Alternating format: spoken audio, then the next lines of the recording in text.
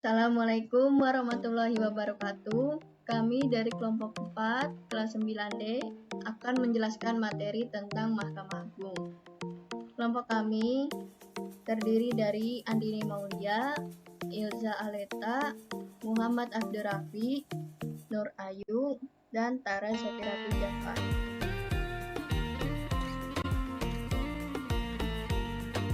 Pertama-tama, kami akan menjelaskan pengertian dari Mahkamah Agung.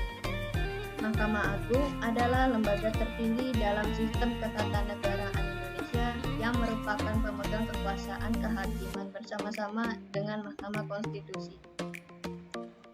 Mahkamah Agung membawahi badan peradilan dalam lingkungan peradilan umum, lingkungan peradilan agama, lingkungan peradilan militer, dan lingkungan peradilan tata usaha negara. Tugas Mahkamah Agung antara lain mengadili pada tingkat kasasi, menguji peraturan perundang-undangan di bawah undang-undang terhadap undang-undang, menjadi pengawas tertinggi penyelenggaraan keadilan, mengawasi hakim di semua lingkungan peradilan, memberi pertimbangan hukum pada presiden, dan mempunyai wewenang lainnya yang diberikan oleh undang-undang. Gambar di samping adalah contoh sidang Majelis Kehormatan Hakim.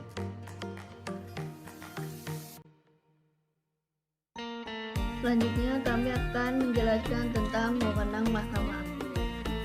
Menurut Undang-Undang Dasar 1945, wewenang Mahkamah Agung antara lain mengadili pada tingkat kasasi terhadap putusan yang diberikan pada tingkat terakhir oleh pengadilan di semua lingkungan, mengajukan 3 orang hakim konstitusi. Mahkamah Agung juga mempunyai kewenangan untuk menguji peraturan perundang-undangan di bawah undang-undang terhadap undang-undang. Mahkamah Agung juga memiliki kewenangan lain yang diberikan oleh undang-undang seperti memberikan pertimbangan hukum kepada presiden dalam permohonan kasasi dan rehabilitasi. Fungsi Mahkamah Agung. Yang pertama, fungsi peradilan. Dalam fungsi ini, Mahkamah Agung bertugas membina keseragaman dalam penerapan hukum melalui putusan kasasi dan peninjauan kembali, menjaga agar semua hukum dan undang-undang di seluruh wilayah negara Republik Indonesia diterapkan secara adil, tepat, dan benar. Mahkamah Agung juga memeriksa dan memutuskan pada tingkat pertama dan terakhir, serta semua sengketa tentang kewenangan mengadili permohonan peninjauan kembali putusan pengadilan yang telah memperoleh kekuatan hukum tetap dalam pasal 33 dan pasal 78 Undang-Undang Mahkamah Agung Nomor 14 Tahun 1985. Yang kedua, fungsi pengawasan, di mana Mahkamah Agung melakukan pengawasan tertinggi terhadap jalannya peradilan yang dilakukan di semua lingkungan peradilan.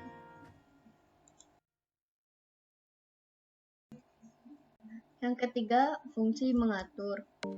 Mahkamah Agung dapat mengatur lebih lanjut hal-hal yang diperlukan bagi kelancaran penyelenggaraan peradilan apabila terdapat hal-hal yang belum cukup diatur dalam Undang-Undang tentang Mahkamah Agung sebagai pelengkap untuk mengisi kekurangan atau kekosongan hukum yang diperlukan bagi kelancaran penyelenggaraan peradilan.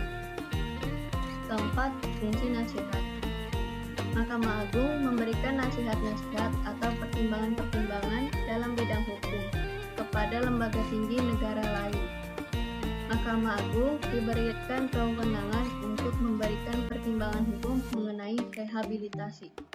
Mahkamah Agung berwenang meminta keterangan dari dan memberi petunjuk kepada pengadilan di semua lingkungan peradilan dalam rangka pelaksanaan ketentuan pasal 25 Undang-Undang Nomor 14 Tahun 1970 tentang ketentuan pokok kekuasaan kehakiman.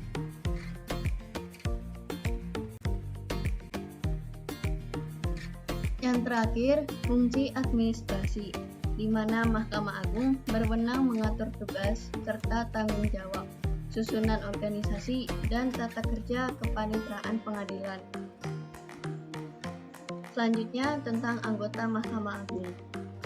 Mahkamah Agung terdiri dari pimpinan hakim, anggota, panitraan Mahkamah Agung, dan sekretariat Mahkamah Agung. Jumlah hakim agung paling banyak 60 orang. Berdasarkan Undang-Undang Nomor 5 Tahun 2004, pimpinan Mahkamah Agung terdiri dari seorang ketua, 2 orang wakil, dan beberapa orang ketua muda. Panitraan Mahkamah Agung dipimpin oleh 1 orang panitra yang dibantu oleh 7 panitra muda.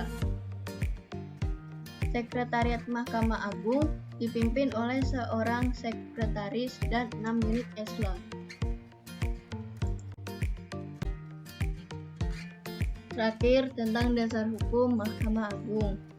Ada beberapa undang-undang yang mengatur Mahkamah Agung, di antaranya Pasal 24 ayat 2 UUD 45, Pasal 24A ayat 1-5 UUD 45, dan Pasal 24C ayat 30 UUD 45. Selain itu juga terdapat dasar hukum Mahkamah Agung lainnya yang diatur dalam peraturan perundang-undangan, antara lain Undang-Undang Nomor 3 Tahun 2009 tentang perubahan kedua atas Undang-Undang Nomor 14 Tahun 1985 tentang Mahkamah Agung, Undang-Undang Nomor 48 Tahun 2009 tentang kekuasaan hakim, Undang-Undang Nomor 35 Tahun 1999 tentang perubahan atas Undang-Undang Nomor 14 Tahun 1970 tentang ketentuan-ketentuan kekuasaan kehakiman, dan Undang-Undang Nomor 4 Tahun 2004 tentang kekuasaan kehakiman.